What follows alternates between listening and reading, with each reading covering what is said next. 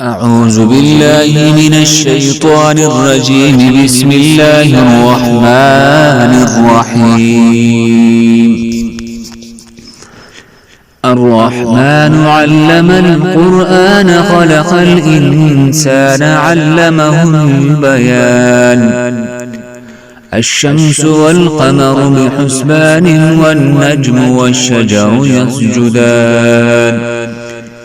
والسماء رفعها ووضع الميزان ألا تطغوا في الميزان وأقيموا الوزن بالقسط ولا تخسروا الميزان والأرض وضعها للأنام فيها فاكهة والنخل ذات الأكمام والحب ذو العصف والريحان فبأي آلاء ربكما تكذبان.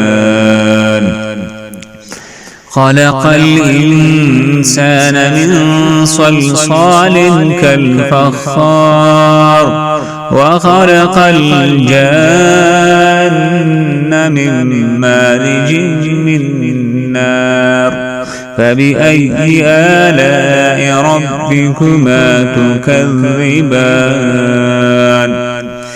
رب المشرقين ورب المغربين فبأي آلاء ربكما تكذبان. مرج البحرين يلتقيان بينهما برزخ لا يبغيان فبأي آلاء ربكما تكذبان.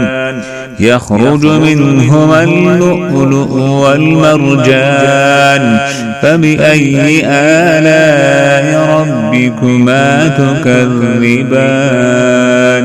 وله الجوار المنشآت في البحر كالأعلام فبأي آلاء ربكما تكذبان. كل من عليها فان ويبقى وجه ربك ذو الجلال والإكرام فبأي آلاء ربكما تكذبان. يسأله من في السماوات والأرض كل يوم هو في شأن فبأي آلاء ربكما تكذبان. سنفرغ لكم أيها الثقلان فبأي آلاء ربكما تكذبان. يا معشر الجن والإنس إن استطعتم أن تنفذوا من أقطار السماوات والأرض فانفذوا لا تنفذون إلا بسلطان فبأي آلاء ربكما تكذبان. يرسل عليكما شواظ من نار ونحاس فلا تنتصران فبأي آلاء ربكما تكذبان. فإذا انشقت السماء فكانت وردة كالدهان فبأي آلاء ربكما تكذبان. فيومئذ لا يسأل عن ذنبه إنس ولا جان فبأي آلاء ربكما تكذبان. يعرف المجرمون بسيماهم فيؤخذ بالنواصي والأقدام فبأي آلاء ربكما تكذبان. هذه جهنم التي يكذب بها المجرمون يطوفون بينها وبين حميم آن فبأي آلاء ربكما تكذبان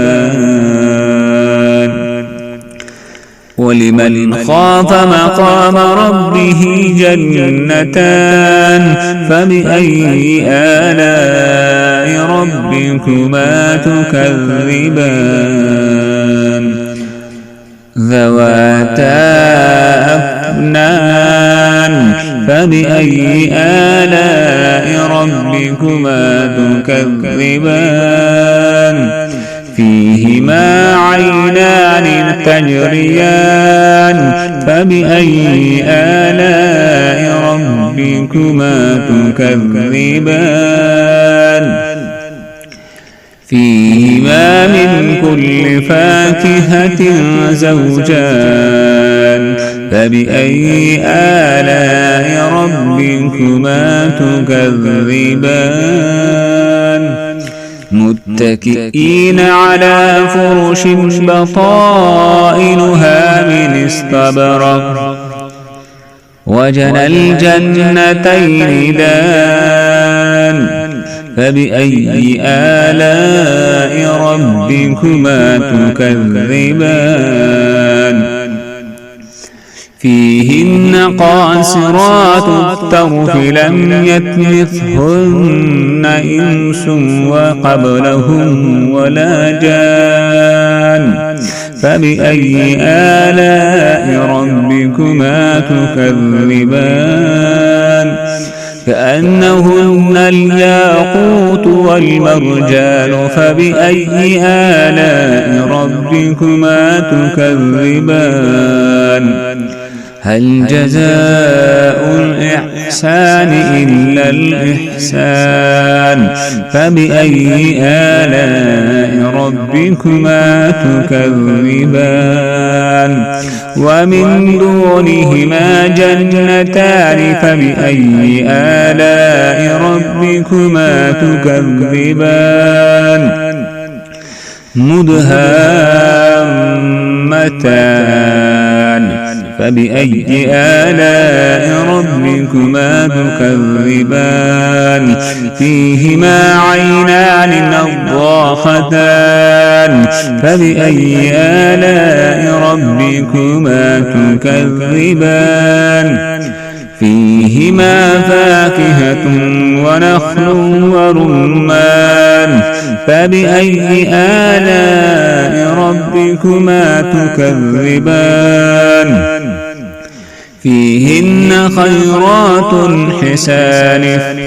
فيهن خيرات حسان فبأي آلاء ربكما تكذبان حور مقصورات في الخيام فبأي آلاء ربكما تكذبان لم يطمثهن إنس قبلهم ولا جان فبأي آلاء ربكما تكذبان متكئين على رفرف خضر وعبقري حسان فبأي آلاء ربكما تكذبان تبارك اسم ربك ذي الجلال والإكرام.